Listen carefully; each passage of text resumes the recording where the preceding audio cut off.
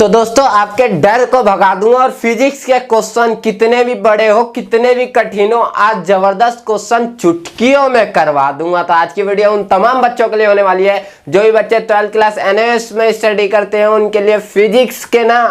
आज ये ध्यान रखना, हमने फिजिक्स से ना बहुत बच्चे जो होते हैं वो फिजिक्स के क्वेश्चन तो चैप्टर पढ़ लेते हैं, सब कुछ कर लेते हैं, लेकिन उसके बाद फिजिक्स के जब क्वेश्चन आते हैं ना न्यूमेरिकल, पूरा कंसेप्ट क्लियर हो कुछ भी हो, अगर कंसेप्ट का थोड़ा सा भी पार्ट अगर क्लियर नहीं किया होगा ना तो क्वेश्चन को कर नहीं पाओगे। तो आज पूरा कंसेप्ट के साथ आपको क्वेश्चन करवाऊंगा मैं। अगर हमारे फैमिली में नए आ गए हो ना तो हमारे फैमिली में जुड़ जाना, रेड कलर का बटन दबा के और बेल आइकन को ना ऑल पे कर लेना ताकि सारी नोटिफिकेशन आपको घंटा बजा के सबसे पहले दे दे, ठीक है। तो दोस्तों सबसे पहला जो हमारा क्वेश्चन है वो क्या है, सबसे पहला क्वेश्चन हम लेते हैं आज का।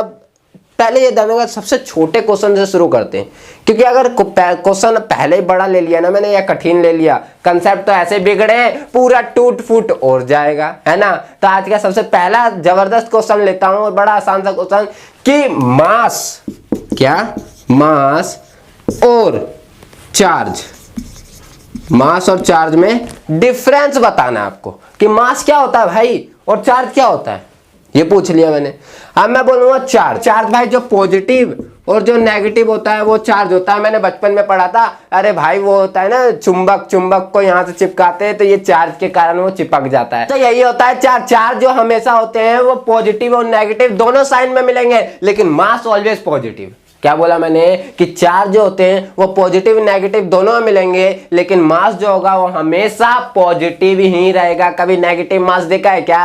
अरे भाई वो जिंदा भी रहेगा इंसान, नेगेटिव मास कुछ नहीं है शरीर में, ऐसा कोई इंसान है? अरे यार ये तो पॉसिबल ही नहीं है। मास कभी नेगेटिव नहीं होता और ये नेगेटिव और पॉजिटिव दोनों हो सकते। सेकंड पॉइंट आ जाता है कि चार्ज होते हैं वो क्वांटाइज्ड हो सकते हैं। चार्ज की कुछ स्पेशल प्रॉपर्टी होती है, एक क्वांटाइजेशन की प्रॉपर्टी। क्वांटाइजेशन की प्रॉपर्टी क्या कहती है कि कोई भी जो चार्ज होगा वो उसके integral multiplication of charge of electron, क्या बोला मैंने, एन ई, और ये प्लस माइनस दोनों में हो सकते हैं। तो जो चार्ज होता है वो इलेक्ट्रॉन के चार्ज के इंटीजरल मल्टीप्लिकेशन होता है। एन की वैल्यू कुछ भी हो सकती है, 1 भी हो सकती है, 2 भी हो सकती है, इंटीजरल, ठीक है। तो ये आपका पूरा ये हो जाता है क्वांटाइजेशन। तो ये ध्यान रखा, चार्ज क्वांटाइज्ड हो सकता है और मास क्वांटाइज्ड नहीं हो सकता। मास क्या नेगेटिव हो सकती है, नहीं हो सकती ना।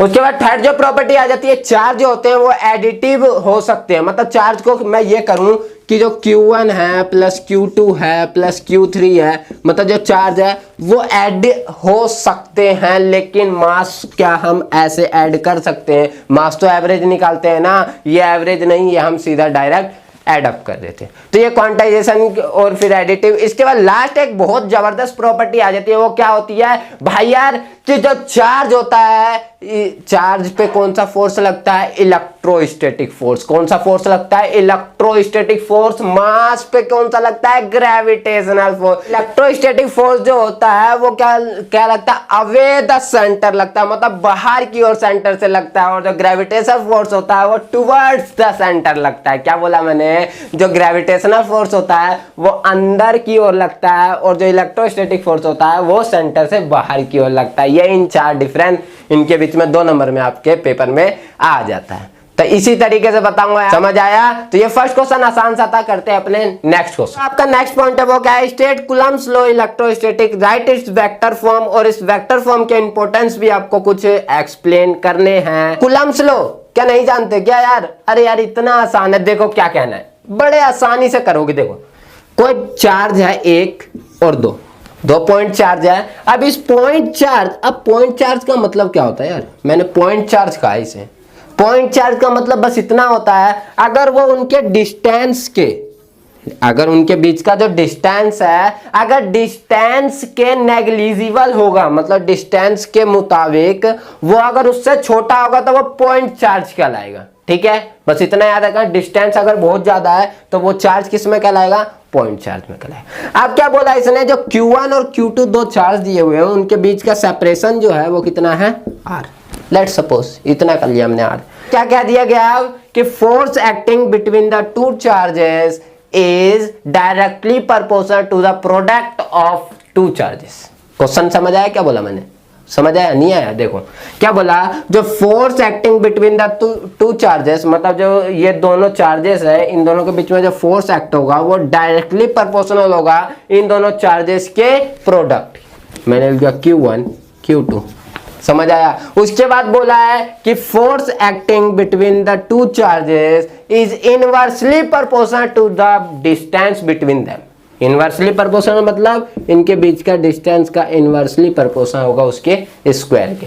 अब इन दोनों को कंपेयर कर दूंगा तो क्या बन जाएगा, F directly proportional to the Q1 Q2 by are square. अब डायरेक्टली प्रोपोर्शनल के साइन को हटाने के लिए क्या करते हैं हम, एक कांस्टेंट लगता है, इसी को हम क्या कहते हैं, परमिटिविटी। क्या कहते हैं, permittivity of free space, permittivity of free space. अब permittivity of free space Q1 Q2 by are square, तो फोर्स का फॉर्मूला यहां से क्या बन जाता है, F equal to K Q1 Q2 by are square. ये तो हमने ऐसे फॉर्म में लिखा है। अब क्वेश्चन ने क्या बोला, इसको वेक्टर फॉर्म में भी एक्सप्रेस करो। लो भाई वेक्टर फॉर्म में कर दिया मैंने, ये फॉर्म आई, यहाँ पे कोई एक चार्ज मैंने रख दिया Q1, ठीक है। Q1 पे फोर्स किस साइड को लगेगा, Q1 पे फोर्स इस साइड को लगेगा, क्योंकि रिपल करेंगे ना, रिपल्सन या अट्रैक्शन दोनों फोर्स होते हैं, तो मैंने रिपल्सन का ले लिया। अब क्या होगा, एक चार्ज मैंने इस यहाँ पे रखा Q2, ये भी क्या करेगा, रिपल्सन कर रहा है, इनके बीच का डिस्टेंस जो है वो क्या है, R। वेक्टर फॉर्म में अगर मैं इसे एक्सप्रेस करना चाहूँ तो वेक्टर फॉर्म में क्या लिखूंगा कि जो फोर्स है, force in vector form is equal to किसके होगा, कि उसका K Q1 Q2 bye R जो होगा वो स्क्वायर होगा वेक्टर फॉर्म के, और R जो होगा उसकी डायरेक्शन कैप में होगी। तो ये जो कहलाएगा ये इसका वेक्टर फॉर्म कहलाएगा। समझ आया क्या हुआ? तो ये वेक्टर फॉर्म में आपका कूलम्ब्स लॉ लिख दिया। फर्स्ट पॉइंट समझ आ गया। सेकंड पॉइंट देखो, तो सेकंड पॉइंट है वो क्या है, point charges each of the magnitude Q are the place at the three corner of the right angle triangle BAC, मतलब BAC पे है as shown in figure, where AB is equal to BC, मतलब ये right angle triangle है तो AB जो है वो AC के इक्वल होगा। Find the magnitude and direction of the force exerted minus Q। Second point वो ये दिया हुआ है कि ये एक राइट एंगल ट्राइंगल है और आपको निकालना है क्या, रिजल्टेंट फोर्स जो निकालना है वो माइनस Q पे निकालना है। तो ये रिजल्टेंट फोर्स निकालने के क्या करूंगा, ये पॉजिटिव और नेगेटिव है, पॉजिटिव नेगेटिव एक दूसरे को क्या करेंगे, अट्रैक्ट। मैंने रिजल्टेंट फोर्स ही तो निकालने के लिए क्या दिया यार, इतना बड़ा काम तो है ना बोल दिया। तो क्या करना है आपको, AB पे अगर निकालना है तो FAB अगर ये निकालना है मेरे को, तो फॉर्मूला भी क्या बताया था मैंने इससे पहले कि K Q1, Q1 क्या है, पॉजिटिव Q और नेगेटिव Q। तो यहाँ पे एक नेगेटिव साइन लगा दूंगा और Q मतलब मल्टीप्लाई में अपॉन में R स्क्वायर। R को मैं यहाँ पे लेट कर लेता हूँ, आपका कुछ भी A लेट कर लिया समझ में, ठीक है। R को R या ये, तो मैंने R स्क्वायर, तो FAB जो होगा वो कितना आ जाए आपका, K Q square bye A square. ये आपका क्या आ गया, फर्स्ट का आंसर, और कि ये फर्स्ट इक्वेशन बन गई। सेकंड किसके बीच में देखूंगा, A और C के, तो मैंने F निकाल दिया AC, तो AC के लिए K और दोबारा ये नेगेटिव पॉजिटिव है तो क्या कर दूंगा, Q स्क्वायर अपॉन में A स्क्वायर, और नेगेटिव में आएगा। अब टोटल रिजल्टेंट निकालने के लिए कहा है तो रिजल्टेंट के लिए क्या कहेंगे, ये 90 डिग्री पे है तो इसमें कोई रिजल्टेंट नहीं लेना पड़ेगा, हमेशा क्या कर देना, बस इसे डायरेक्ट एडअप कर देना है। तो R जो रिजल्टेंट होगा वो क्या हो जाएगा, FAB प्लस FAC।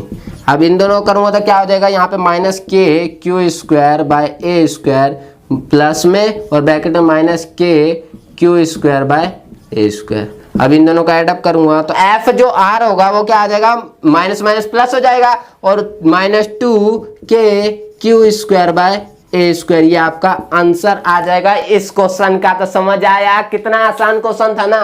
अरे यार ऐसे न्यूमेरिकल होते हैं मजेदार से, और कुछ नहीं होता। अगर समझ आ गया होगा तो मच बेटर, अगर नहीं आया होगा तो भाई पीछे करो और दोबारा से इसे देखो, अच्छे से समझ आ जाएगा। करते हैं अपने नेक्स्ट क्वेश्चन, वो भी बड़ा आसान सा क्वेश्चन है। देखो, define electric field at a point, मतलब ये पहले आपको इलेक्ट्रिक फील्ड को डिफाइन करना है, फिर आपको स्टेट इट्स SI यूनिट बताना है। Explain why test charge Q not should be infinitely small so that the direction of the electric field due to isolate. मतलब फर्स्ट पॉइंट दिया पॉजिटिव और नेगेटिव का, और फिर उसके बाद सेकंड पॉइंट है। पहले फर्स्ट पॉइंट को करते हैं। इलेक्ट्रिक फील्ड को डिफाइन करना है ना यार। अरे देखो कितनी जबरदस्त तरीके से करेंगे। क्या बोला, the space and region, space or region around the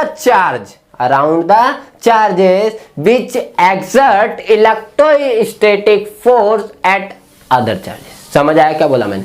नहीं समझ आया? बोल रहे हो क्या अंग्रेजी बोल दिया, समझ ही नहीं आया। बस आप देखो कैसे, कोई भी चार्ज के अराउंड में जितना भी स्पेस होगा या रीजन होगा जो क्या करे, किसी अदर चार्ज के ऊपर कोई इलेक्ट्रोस्टैटिक फोर्स लगा सके, उस रीजन को, उस जगह को हम क्या कहते हैं, इलेक्ट्रिक फील्ड। अब तो समझ आ गया होगा। तो इस रीजन को हम क्या कहेंगे, इलेक्ट्रिक फील्ड, जो किसी चार्ज के ऊपर कोई फोर्स एक्सर्ट कर रहा हो, इलेक्ट्रोस्टैटिक। अब इसके बाद क्या बोला इसने कि ऐसा यूनिट क्या है इसकी, तो electric field is equal to क्या होता है, फोर्स अपॉन में चार्ज, फोर्स अपॉन में चार्ज। तो इसकी ऐसा यूनिट की बात करूं तो फोर्स की क्या है, न्यूटन, और चार्ज की क्या है, कूलम। तो N पर C, तो N न्यूटन पर कूलम आ जाएगा इसकी ऐसा यूनिट। अब इसको डिफाइन करने के लिए क्या दिया, तो डिफाइन कैसे करोगे यार, बड़े आसान तरीके से है ना। The force exerted per unit charge, the force exerted per unit charge is known as ऐसा यूनिट ऑफ किसका, इलेक्ट्रिक फील्ड। उसके बाद क्या बोला, इतना सही तो पूछा था। इसके बाद एक फर्स्ट पॉइंट पूछ लिया कि पॉजिटिव चार्ज द्वारा जो इलेक्ट्रिक फील्ड बनती है वो बता दो। बस इतना याद रखना, पॉजिटिव चार्ज हमेशा तीर निकालेगा, पॉजिटिव चार्ज निकालेगा, नेगेटिव चार्ज डालेगा। पॉजिटिव चार्ज निकालेगा तो क्या करना है, पॉजिटिव चार्ज से हमेशा इलेक्ट्रिक फील्ड बाहर की ओर जाएगी, पॉजिटिव चार्ज से हमेशा बाहर की और इलेक्ट्रिक फील्ड को भेज देना, तो पॉजिटिव चार्ज हमेशा निकाल देगी। और नेगेटिव की बात करूं तो नेगेटिव चार्ज अपने अंदर ले लेगी इलेक्ट्रिक फील्ड। भाई कहीं और कुछ सोच जाओ, ठीक है। तो ये आपका इलेक्ट्रिक फील्ड आ जाती है इसके अंदर की और इसकी बाहर की ओर। तो दो तरह के इलेक्ट्रिक फील्ड होते हैं, ये समझ आया। इसके बाद सेकंड पॉइंट देखो, 5 point charges each of magnitude Q, coulomb मतलब Q है उसका, are placed of 5 vertex of a regular hexagon of side L meter. Find the magnitude of the force on a charge minus Q placed at the center of the hexagon। मतलब centre पे दिया हुआ है। और इसके बाद एक figure देख सकते हो, आपका ये हेक्सागन की फिगर, ये आपका फिगर यहाँ पे मैंने बना दिया है यार। फिगर में क्या कहा, तो उसने कहा 5 जगह पे चार्ज रखे हुए हैं, मैंने रख दिए। एफ पे कोई चार्ज नहीं तो इसे जोड़ू क्यों यार भाई, मैं फिगर में जोड़ रखा था, मैं यहाँ से हटा दूंगा जोड़ा हुआ, उसके कहने पे ना चलना मेरे को। अब क्या करना, अब देखो क्या करोगे, कुछ नहीं करना। यहाँ क्या है, पॉजिटिव चार्ज, यहाँ क्या है, नेगेटिव। नेगेटिव पॉजिटिव क्या करेंगे एक दूसरे को, यहाँ से ये पॉजिटिव वाला इसको अट्रैक्ट करेगा इस साइड की ओर। बस इतना साइन कन्वेंशन की बात है। देखना कितने आसान तरीके से इसका आंसर निकाले हो, बड़ी जबरदस्त है। ये किस क्या करेगा, इधर की ओर अट्रैक्ट, ये पॉजिटिव ये नेगेटिव इधर की ओर अट्रैक्ट, मतलब अपोजिट डायरेक्शन में। एक बोलेगा भाई यार मैं इधर जाऊंगा, एक बोलेगा भाई यार मैं इधर जाऊंगा। तो इस कंडीशन में क्या होगी, दोनों एक दूसरे के फोर्स को, क्योंकि इक्वल फोर्स है, दोनों एक दूसरे के फोर्स को कैंसल आउट कर डालेंगे। तो मतलब ये फोर्स तो गया यार, इस फोर्स का तो 0। आओ भाई इस लाइन पे, इस लाइन पे आएंगे तो ये नेगेटिव पॉजिटिव ये क्या करेगा, इस लाइन को इधर की ओर खींचेगा और ये इस लाइन को इधर। भाई ये भी गया, ये भी लाइन गया, बच गया बस ये लाइन। ये लाइन के लिए क्या लिखोगे, फोर्स जो होता है 2 पॉइंट के बीच में, कूलम्स को याद कर लो, आंसर आ जाएगा। क्या करना है, F equal to K minus plus minus का लगा दो Q और अपॉन में क्या, यहाँ पे ये क्या है आपका L मीटर का आता ना उसने, तो यहाँ लगा दिया मैंने L स्क्वायर। तो F equal to minus K square Q square by L square. यही आपका फोर्स एक्सर्टेड हेक्सागन के पूरे ऊपर हो जाएगा। समझ आया। तो यार ये ऐसे क्वेश्चन बड़े जबरदस्त होते हैं यार, मजेदार होते हैं आपके, लेकिन समझ नहीं आता। लेकिन आज के बाद ये नहीं कहोगे कि मेरे को ये न्यूमेरिकल समझ नहीं आ रहा, क्योंकि मेरे पेपर में आ गया था और समझ नहीं आया था, क्योंकि पेपर में आएगा तो आपको समझ भी आएगा। समझ आया। करते हैं नेक्स्ट क्वेश्चन। तो बड़ा मजेदार क्वेश्चन है ये, 2 आइडेंटिकल पैरेलल प्लेट कैपेसिटर। ये ध्यान करें, कैपेसिटर ये फिगर में देख रहे होगे ना, बैटरी और कैपेसिटर में डिफरेंस है यार। फर्स्ट में बार अगर कभी देखोगे ना, ये दोनों लगे हुए हैं बैटरी और कैपेसिटर, तो बोले भाई बैटरी गलत बना दी, दोनों ही साइन सेम बना दिए। तो याद रखना, दोनों अगर साइन सेम है तो वो आपका कैपेसिटर है, और अगर बड़े छोटे हैं तो वो आपका बैटरी है। तो इसने बोला 2 आइडेंटिकल कैपेसिटर दिए हुए हैं A और B are connected to the battery V, मतलब V वोल्ट का कोई बैटरी है जो E यहाँ पे लगा हुआ है वो दिया हुआ है। तो स्विच S वो अगर क्लोज्ड है, तो the switch s is now open and the free space between the plates of the capacitor is filled with the dielectric of dielectric constant k. Find the ratio of the total electrostatic energy stored in both capacitor before and after the introduction of dielectric. क्या मैंने जो आपका question पढ़ा क्या आपको समझ आया? सोच रहे होगे यार बोलूं कि नहीं बोलूं, यार निकल गया यार सर के ऊपर से। तो यार सर के ऊपर से निकला होगा, लेकिन अब जब बताऊंगा ना तो यूं बोलोगे यार सही में सब समझ आ गया। देखो कैसे क्वेश्चन ने बस इतना सा कहा सबसे पहले कि ये आपको फिगर दी हुई है, फिगर में एस जो है अभी क्या दिख रहा है, स्विच ओपन, मतलब क्या है, खुला हुआ है। अगर क्लोज होता तो ये जोड़ दिया होता। कैपेसिटर दिए हुए हैं ए और बी, बैटरी नहीं, कैपेसिटर ए और बी, और ई जो ये जुड़ा हुआ है ये वी वोल्ट का बैटरी है, कोई वी वोल्ट का कोई बैटरी है, ये कह दिया। अब क्या कहा इसने क्वेश्चन ने सबसे पहले कि अगर ये जो है फर्स्ट कंडीशन में अगर ये क्लोज्ड है, ये क्या है, क्लोज है, तो उसमें एनर्जी स्टोर्ड कितनी होगी। सेकंड कंडीशन में क्या कहा इसने, अगर इसे हम ओपन कर दे तो ओपन करते ही इसमें एक डाइलेक्ट्रिक कांस्टेंट के डाल देंगे तो एनर्जी इसमें कितनी स्टोर्ड होगी दोनों में टोटल। और स्टोर्ड एनर्जी का जो सबसे पहले मतलब जो वो क्या था, क्लोज था तब, और जब वो ओपन कर दिया गया, दोनों का रेशो फाइंड करना है। कुछ थोड़ा सा समझ आया होगा, अब देखो करता हूं ना तो और अच्छे से समझ आया। सबसे पहले क्या बोला मैंने, ये दिया हुआ है और सी ए और सी बी दोनों ही सी दिए हुए हैं भाई। सी कुछ और नहीं है, यहाँ पे कैपेसिटेंस है सी का मतलब, तो सी ए कैपेसिटेंस और सी बी कैपेसिटेंस जो है वो सी है। क्या बोल रहा हूँ, 99% की गारंटी दे रहा हूँ ये क्वेश्चन आपके पेपर में आएगा। सी ए और सी बी जो है वो ये दिया हुआ है, ठीक है, सी दिया हुआ। अब करना क्या है, हमें कुछ नहीं करना, ये देखना अगर ये क्या है आपका क्लोज, अगर ये है क्लोज तो क्लोज होगा तो बैटरी में से यहाँ से आएगी बैटरी इसमें से और यहाँ पे आएगी, एक यहाँ पे जाएगा बढ़ जाएगा और एक यहाँ जाएगा, फिर ये इधर जाएगा इधर जाएगा इधर जाएगा, ये इधर जाएंगे, दोनों मिल जाएंगे। तो कभी भी डिवाइड हो मतलब करंट डिवाइड हो तो वो दोनों कैपेसिटेंस हमेशा किस में आएंगे, पैरेलल कॉम्बिनेशन। तो मैं पहले टोटल वो कैपेसिटेंस निकाल लूंगा, तो टोटल जो कैपेसिटेंस होगा वो क्या हो जाएगा आपका, पैरेलल कॉम्बिनेशन। फॉर्मूला क्या आता है, रेजिस्टेंस को छोड़ के पैरेलल कॉम्बिनेशन में ये दोनों सीधे डायरेक्ट जोड़ दो। तो मैंने क्या कर दिया, C प्लस C, मतलब C ये भी है और C ये भी है, दोनों को जोड़ दिया तो 2C हो गया, मतलब डबल C हो गया यार। ये तो मतलब जो टोटल कैपेसिटेंस आ गया इस सर्किट का वो कितना आ गया, 2C। फर्स्ट पड़ाव हमने पार कर लिया। सेकंड एनर्जी स्टोर्ड जो निकालना होता है, एनर्जी निकालना होता है, एनर्जी वो उसका फॉर्मूला होता है 1/2 CV² या 1/2 Q²/C।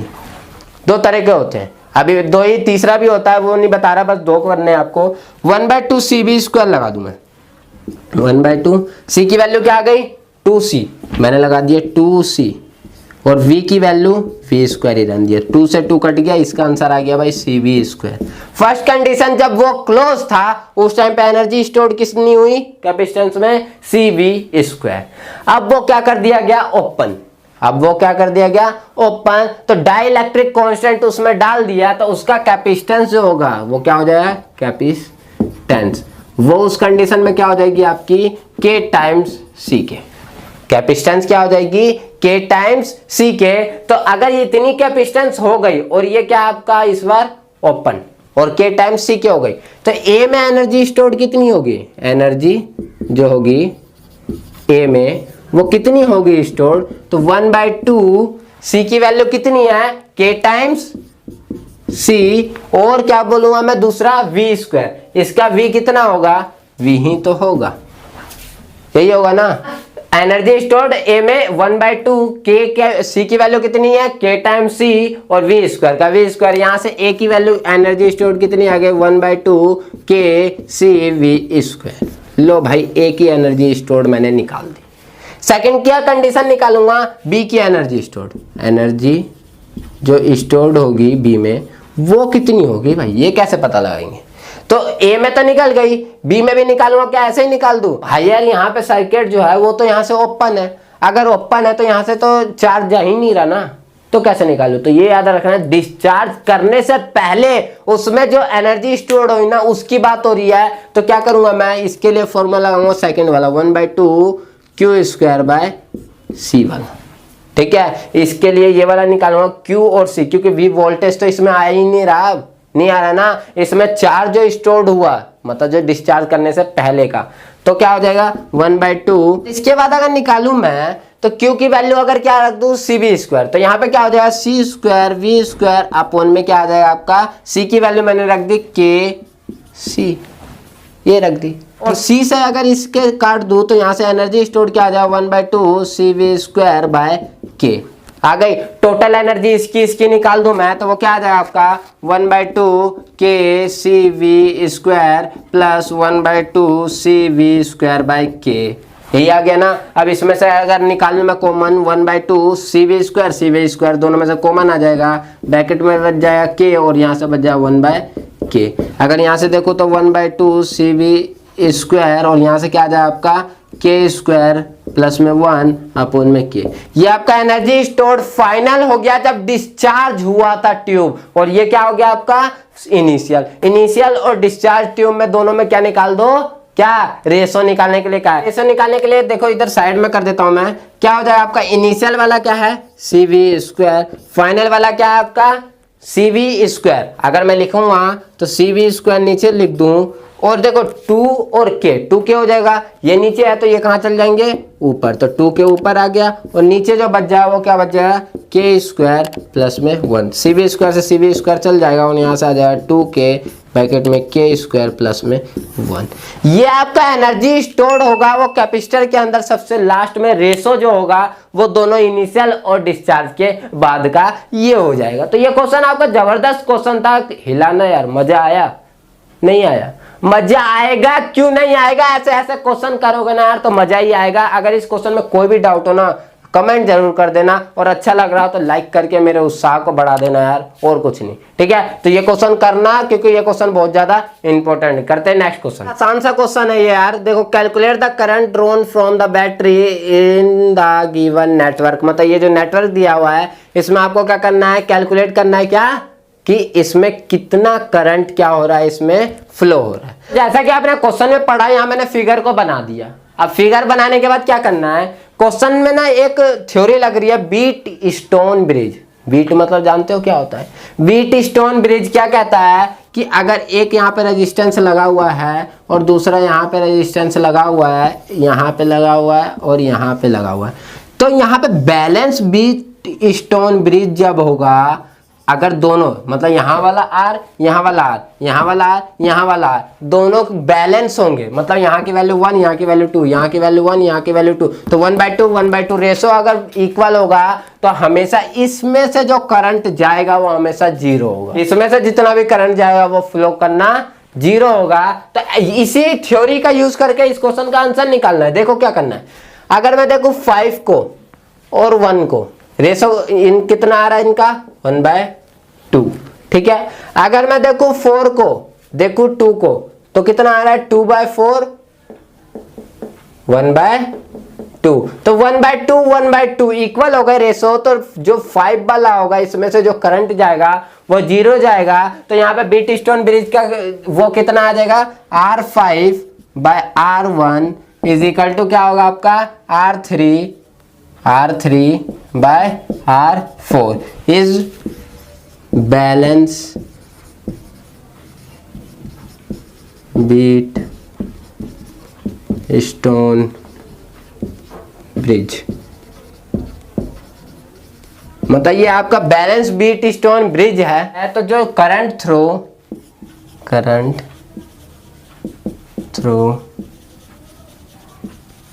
The resistance 2, resistance R जो 2 है वो कितना होगा 0 एम्पियर। तो यहां से तो 0 हो गया, करंट 0 हो जाएगा, मतलब वो बैलेंस बीट स्टोन ब्रिज है। वहां पे गैल्वेनोमीटर लगाऊंगा अगर तो डिफ्लेक्ट नहीं होगा, वो अपनी जगह पे ही रहेगा। अगर मैं टोटल रेजिस्टेंस निकालना चाहूं तो क्या हो जाएगा, ये तो दोनों सीरीज में होंगे, सीरीज में 1 और 2 3 हो जाएगा। मतलब यहाँ पे R अगर मैं सीरीज निकालू सीरीज 1 तो वो कितना हो जाएगा 1 और 2 3 ओम।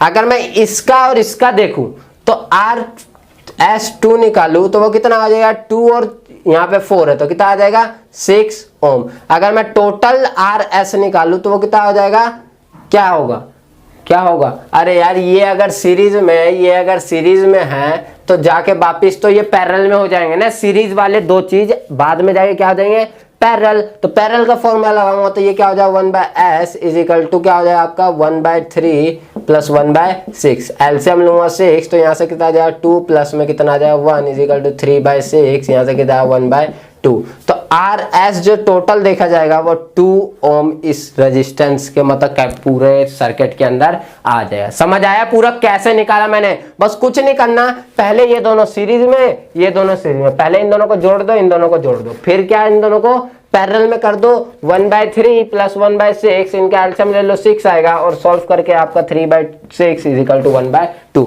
और 1/2 को क्रॉस मल्टीप्लाई करोगे तो फिर आ जाएगा 2 ओम का आपका इसका टोटल रेजिस्टर। अब आपको करंट निकालना तो I is equal to Ohm's को याद कर लो, V is equal to IR, V is equal to IR। V की वैल्यू कितनी है आपकी 4 वोल्ट तो V की वैल्यू मैंने 4 रख दी, I की वैल्यू हमें निकालनी है, R की वैल्यू कितनी है 2 यहाँ रख दी मैंने, तो I इज इक्वल टू कितना आ गया 2 ampere current find.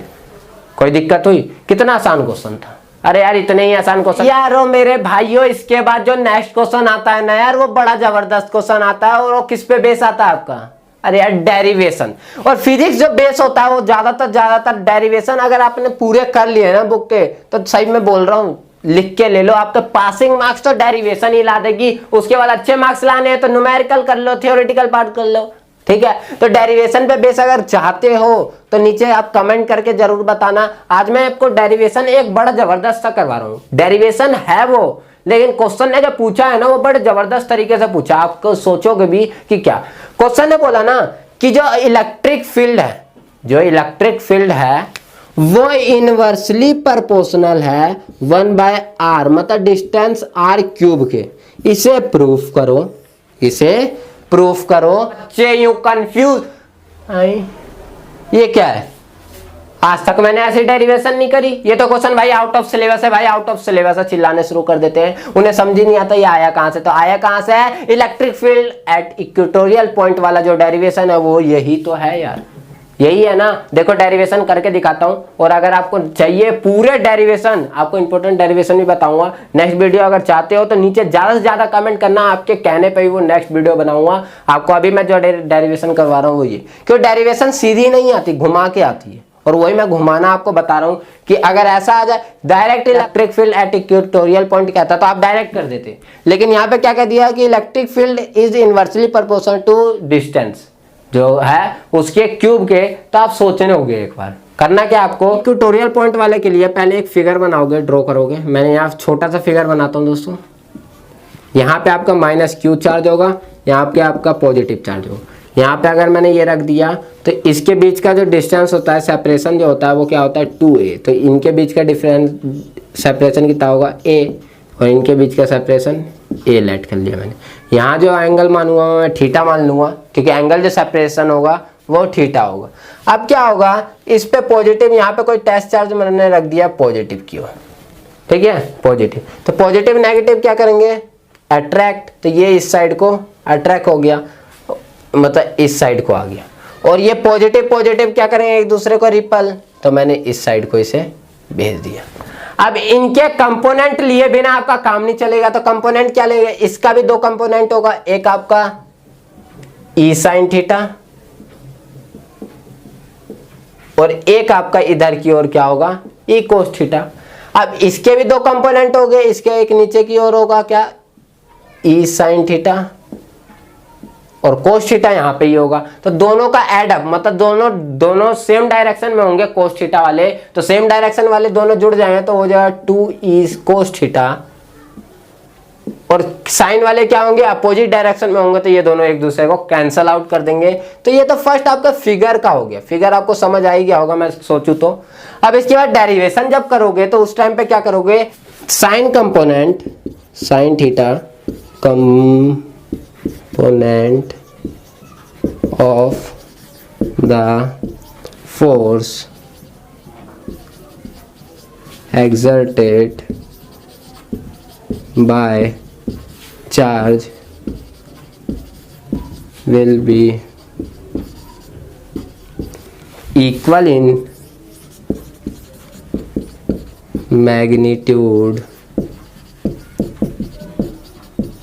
and opposite direction. मतलब वो क्या है आपका इक्वल है मैग्नीट्यूड में, लेकिन डायरेक्शन क्या है उसकी अलग अलग। सो दे कैंसल आउट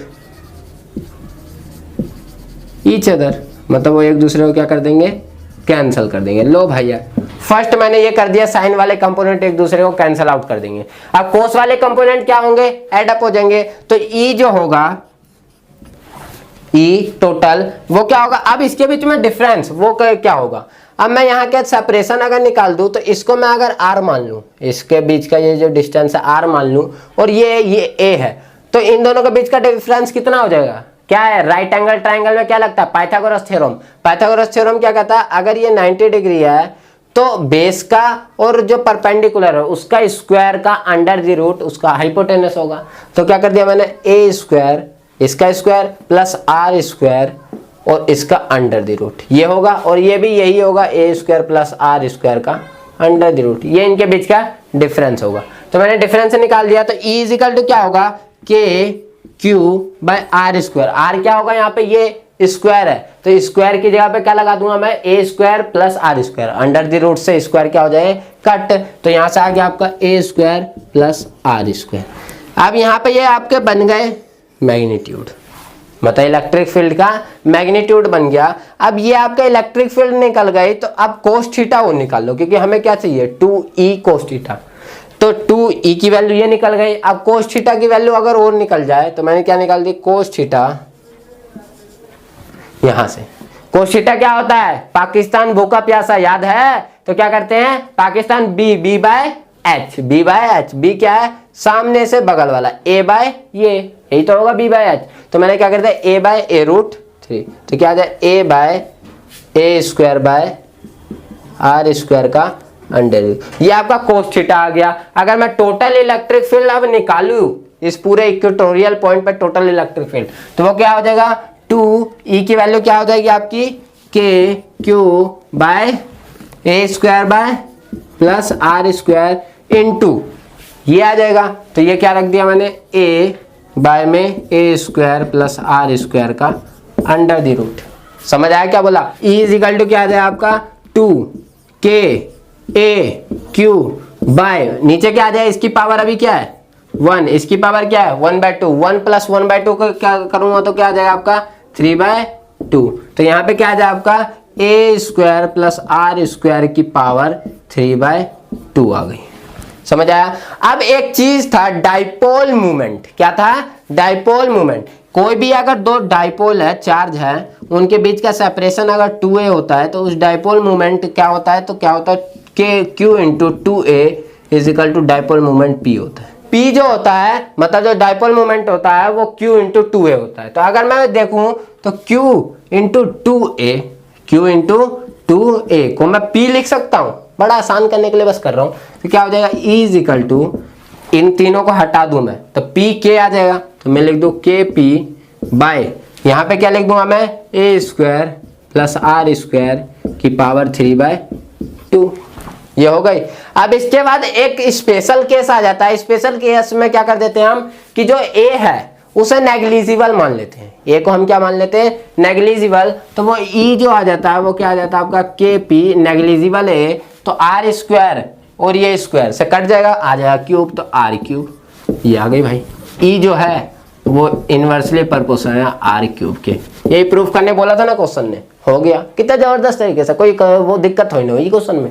ऐसे क्वेश्चन आपको यार मजेदार मिलते रहेंगे यार, इसी में ऐसे ऐसे क्वेश्चन ना आपको मैं बहुत सारे दूंगा, तो वीडियो को अंत तक देखना यार, अंत तक। एक स्पेशल मैं आपको बताने वाला हूँ, कोई चीज एक रामबाण देने वाला हूँ कि ऐसे ऐसे क्वेश्चन यूं कर जाओगे यूं, तो अंत तक देखना। नेक्स्ट जो क्वेश्चन आता है वो बड़ा जबरदस्त क्वेश्चन आ जाता है, draw the general shape of the output characteristics of NP and transistor in C common emitter configuration, draw the circuit diagram for the obtain this characteristics which region of this characteristics of a transistor are used when the work as a switch. क्या बोला मैंने कि common emitter transistor, transistor मतलब semiconductor chapter का ये transistor का बनाना है, पहले ड्रॉ करना है उसका पिक्चर, ड्रॉ करके उसे एज अ स्विच की तरह कैसे हम उपयोग करते हैं, यूज करते हैं, ये बताना है। तो यार क्या किस बात की देरी है, जाओ यार, लिंक डिस्क्रिप्शन बॉक्स में दिया हुआ है। एज ए ट्रांजिस्टर के ऊपर, रेक्टिफायर के ऊपर, output characteristics, new input characteristics, पूरे जितने भी आपके सेमीकंडक्टर की टॉपिक्स है ना, इससे पहले ही मैंने कवर करवा दिए सारे इंपॉर्टेंट क्वेश्चन सेमीकंडक्टर के। ठीक है, आप जितने भी इंपॉर्टेंट क्वेश्चन होंगे सारे आपको लिंक डिस्क्रिप्शन बॉक्स में दिए हुए हैं, सारे आपको देख सकते हो। कोई भी दिक्कत हो तो कमेंट करना यार, सारे आपके डाउट को खत्म करूंगा। ठीक है, ये सीरीज फर्स्ट जो है यहीं पे आपका समाप्त करता हूं मैं इसी क्वेश्चन के साथ। अगर कोई भी डाउट हो ना यार तो नीचे कमेंट करके जरूर बता देना। और ये ध्यान रखना यार, पसीना निकल जाता है ऐसे ऐसे क्वेश्चन करवाने में, और मजा आता है ना आपको। अगर मजा आएगा ना तो लाइक कर दोगे ना, तो ऐसे ऐसे पसीने की कीमत ना कुछ नहीं समझ आती यार, मजा आता है फिर अगर आप सभी का प्यार मिला है तो। ठीक है, तो आप सभी का प्यार मिलना जरूरी है, इंटरनल मोटिवेशन बढ़ेगा, तो ऐसे जबरदस्त क्वेश्चन में आग लगा देंगे, मजे आ जाएगा जीने में फिर। ठीक है, तो करना है इस क्वेश्चन को ज्यादा से ज्यादा करके प्रैक्टिस करके देखना, जो रिवाइज करो, जितना रिवाइज करोगे उतना आपका माइंड क्या होगा, भरा जाएगा इन क्वेश्चनों से। ठीक है, अब लास्ट में बस इतना ही बताने वाला हूं, जो भी इंपॉर्टेंट क्वेश्चन, अब ये ध्यान रखना, जो मैंने ये क्वेश्चंस करवाए ना, सारे जितने भी क्वेश्चन करवाए, ऐसे ही बहुत सारे इंपॉर्टेंट क्वेश्चन, ठीक है, बहुत सारे, ठीक, important question 150 plus important question की पूरी सीरीज, ये पूरी आपको 150 इंपॉर्टेंट क्वेश्चन की पूरी सीरीज बुक आपकी पूरी मैंने छाप दी है। अगर आप इस पूरे बुक को लेना चाहते हो तो इस क्वेश्चन को जल्दी से जल्दी प्रैक्टिस करो, पूरे इंपॉर्टेंट क्वेश्चन की दी हुई है यार। अगर करोगे ना प्रैक्टिस तो ऐसे ऐसे क्वेश्चन तो यूं का मेरे करवाने से पहले बोलोगे अरे यार ये तो क्वेश्चन फुली सॉल्व है, सिर्फ क्वेश्चन नहीं दिया, सॉल्यूशन भी है। तो आज ही बुक करो, लिंक डिस्क्रिप्शन बॉक्स में दी हुई है, आप रहना जाओ इस बुक से। ठीक है, तो आप पेपर भी जानते हो बहुत जल्दी आने ही वाले हैं यार, तो इस बुक को लेना शुरू करो, प्रैक्टिस करो। और मैं तो यहाँ आपको इंपॉर्टेंट क्वेश्चन करवा ही रहा हूँ, इस बुक को लेके भी आप प्रैक्टिस कर सकती हो। साथ अगर आपको ये वीडियो अच्छी लगी हो तो लाइक कर देना, चैनल पर नए आ गए हो तो हमारे दिल के साथ जुड़ जाना सब्सक्राइब बटन को दबा के। और विक्की वर्मा एलपी चैनल के बारे में अभी तक नहीं पता ना आपको, पता है क्या आपको कंप्यूटर की जबरदस्त नॉलेज देता हूं वहां पे मैं ही। तो क्या करना है आपको, इस चैनल पे जाओ, जबरदस्त अभी जो वीडियो रिसेंटली अपलोड हुई है उसे जाके जरूर देखे, और अगर अच्छा लगे तो चैनल को सब्सक्राइब कर ले, यहां भी कर ले। मिलते हैं नेक्स्ट वीडियो में, हंसते हुए मुस्कुराते हुए करता हूं। जय हिंद, जय भारत।